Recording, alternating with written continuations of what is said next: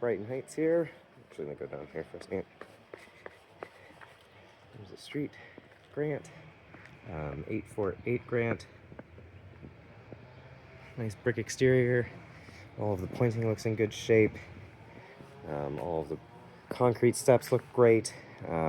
There's a tiny crack right here coming off of the porch to these cinder blocks, but it's following the mortar line, and I'm not concerned about it. I really think that it's just, when they put in these newer glass blocks, it just had a small issue.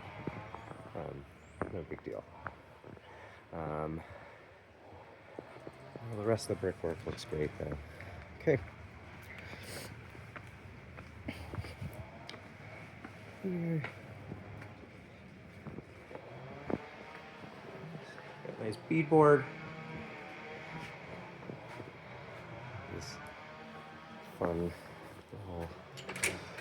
little wooden siding for the entranceway. Wouldn't be too surprised if at one point they had a very large grand door there. We've got some painted woodworking here on the steps. All looks in good shape, no complaints. Lots and lots of lights everywhere. I don't have them all turned on right now. They're the cold LED lights, but they have cans everywhere basically, sconces, just all around nicely done. We've got vinyl floors that are installed fairly well. I have no real complaints about them. I don't see any seams or anything like that. Looks good. These pocket doors have been painted, but they work in decent shape.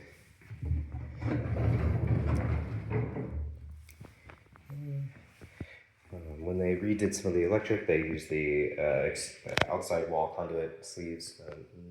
Nothing out of the normal, just kind of the cheaper, easier way to do it. But it's nice that the house has been rewired. We have double pane vinyl windows, I think, everywhere. I don't remember seeing any that weren't. They are not new by any means. I feel like they were probably done, 80s maybe, 90s. Kitchen is all brand new, all in good shape. Home Depot cabinets, slow close, and we have all of our essentials like the dishwasher, sweet, good pantry. Yeah. Now, this is one thing I really wanted to point out. They did a ton of work back here. So where we are currently in Brighton Heights is kind of like the bottom edge as far as like the streets go, like about as low as it goes. We're not in the lowest point of the street, but this street does, while it's not in a flood zone, does get a lot of water issues in a number of these houses because of how steep the yard is. But they really put a lot of money and effort and time into addressing said solutions with these steps. That is a massive retaining wall. And it's not like the steps really go to a thing. It's just one small little platform, and then it's another cliffy kind of hillside. But that must have cost a ton. But it's all in good shape like that. Painted exterior back here on the brickwork. All looks fine. Well, in here, I'm going to look at the roof actually. Going up here. You can see what this all looks like anyway. As you can see, it's just like a tiny little balcony or something. So we've got a flat roof. I wonder if I can.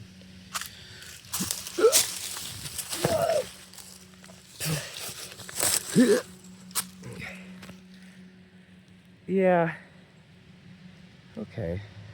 So it's got that silvery sealant paint stuff. It looks like that could be redone. I would have a flat roofer inspect that for sure. Doesn't look like it was totally done anytime super recently. But the thing about flat roofs is they're good until they're not.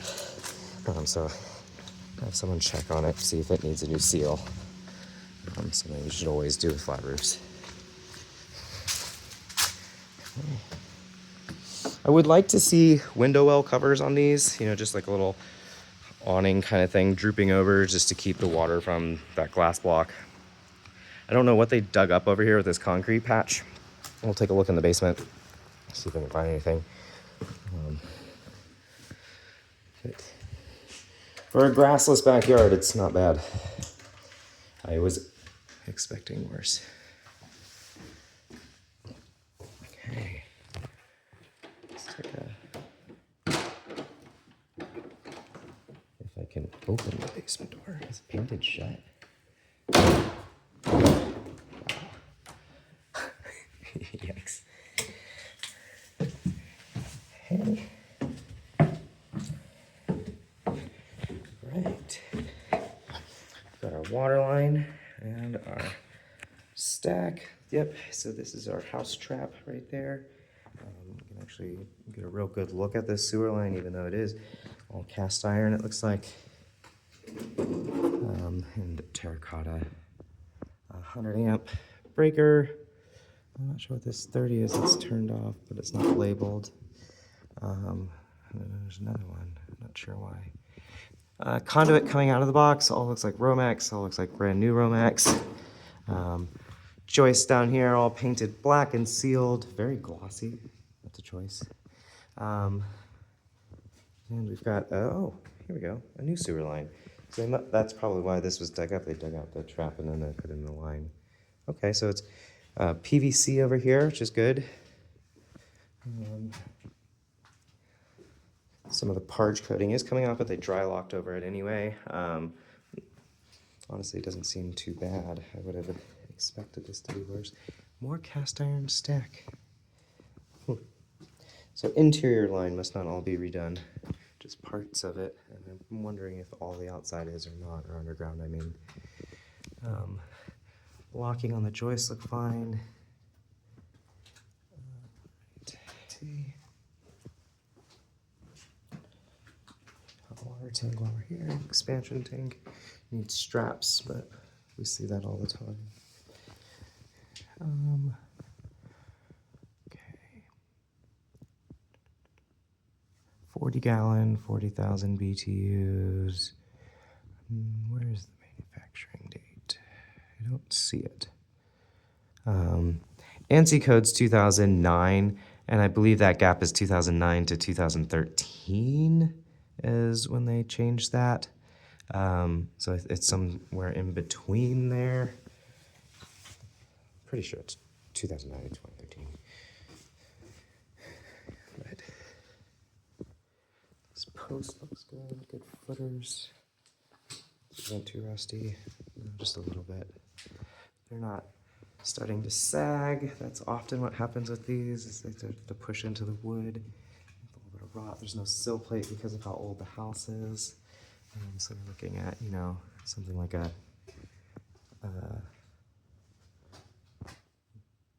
19 to 1930 build. 1900 to 1930 build. But yeah, oh, I see. That little concrete patch, this was an old Bilco door, so you could have basement access to the backyard. They probably concreted it all in to help keep this dry. And all of this is new. Like you can see this whole wall right here is very smooth. It looks like they rebuilt all of that. It's a really nice clean parge coating. I mean, it's still stone foundation. It just, like, see how crazy bumpy everything is over here? It looks like they formed it on this one to get an extra layer of concrete. You can see all of the staining still, like where water would be coming through. So it still probably gets moisture in here, but a lot less than everybody else on this street for sure.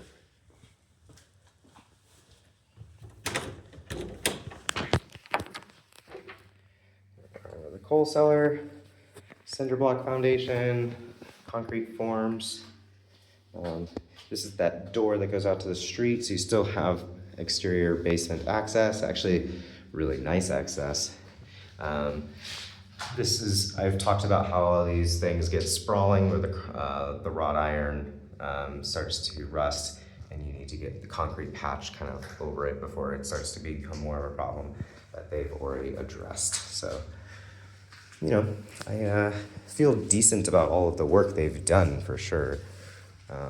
It looks like quality stuff.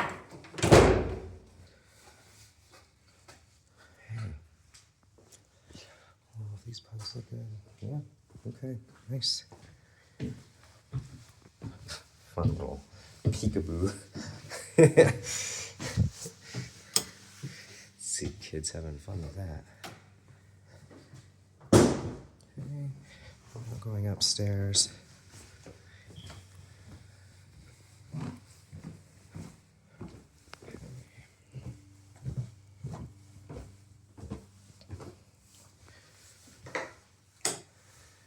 We've got a surround, tub, shower, fancy toilet. Got like a marble type tile on the floor in a super large variety. It's pretty fun little vanity. Kind of maximizing as much space as they can in here. Very tall ceilings. Super tall, like 10 foot up here. I don't know why there's only one light switch when there's multiple lights. Oh, there's another light switch. Over there, more of that cold LED. Okay. Still super tall ceilings everywhere. Small closet, bigger than a Pittsburgh closet. Looks like they bumped it out by like a foot. It used to be a Pittsburgh closet.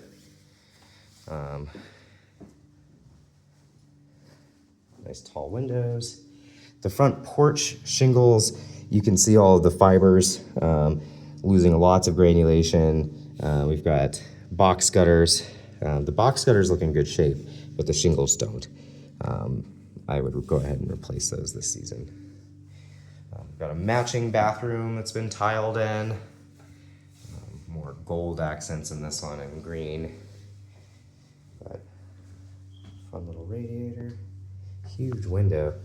Wow, that's like a little revealing. You need a shower curtain at a minimum. I guess you could put like a built-in shelving system or something over here to maximize this space. But yeah, this all looks pretty nice. It's a little small, but it's nice to have a whole bath. And while the master would be kind of small, you could still fit easily a queen in a lot of furniture, or a king off of this wall and just a little bit of furniture. Maybe very, very little furniture. I also really like second story laundry. Yay. The crowd goes wild. This bedroom is pretty small. You could fit bunk beds in here. You could fit a twin. But not a ton more. This is more office size than anything. It's fairly big for a nursery, and reasonable for an office, and kind of, it's not the smallest third bedroom we've ever seen, but it's not tiny, it's not big. But it has a nice big closet, because this goes over the staircase, I think, the old one. There we go. This is the middle-sized bedroom. It's actually pretty reasonable. You could easily fit a queen in here and some furniture, no big deal. You could put, I'd probably just stick with a queen. A king would be kind of tight no matter how you do it. And another very small closet, actual Pittsburgh closet. Oh, wait. No, these would have been the original stairs. I don't know what that was. Maybe it did have stairs that goes up to the attic and there's just like a funky system, but there's not an attic access anywhere. Oh wait, is it in here? That's just the light switch. No. Oh, there can't be an attic. It's a flat roof. What am I doing, Ted? Come on, think. All right. Anyways, I guess that's it then. This is Grant Street in Brighton Heights, and kind of the quick overview. Front shingles definitely need to be replaced. Whole flat roof needs to be inspected and probably needs to be sealed. And the sewer line should probably still get an inspection just because it's funky, though it might all be plastic, it's hard to tell. And this whole street is just kind of